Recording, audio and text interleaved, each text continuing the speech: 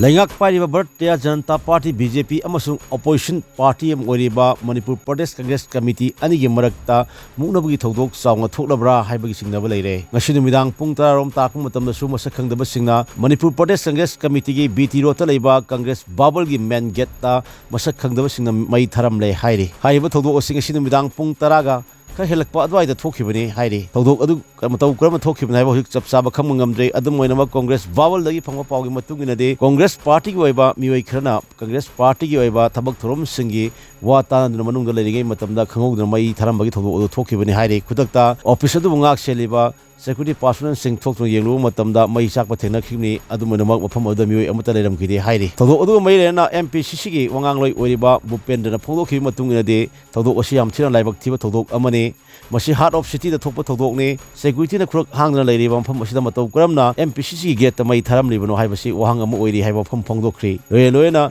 haiba thodok osi chief minister banglo amasung governor banglo dagi lap lapna famne loena Imphal city manung oibanina haiba thodok odo senari mioi sing adu Imphal manung gi khiliba CCTV camera singi footage dagi yengla kanda senari mioi sing fawam thoi haiba fam sing thamlakli